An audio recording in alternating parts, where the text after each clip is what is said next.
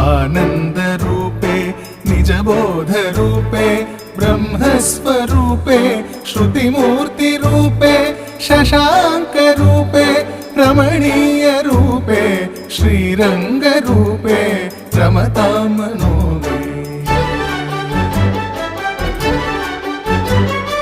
कावेरी तीरे करुणाविलोले मन्दारमूले धृतचारुकेले दैत्यान्तकाले अखिललोकलीले श्रीरङ्गलीले रमतां मनो मे।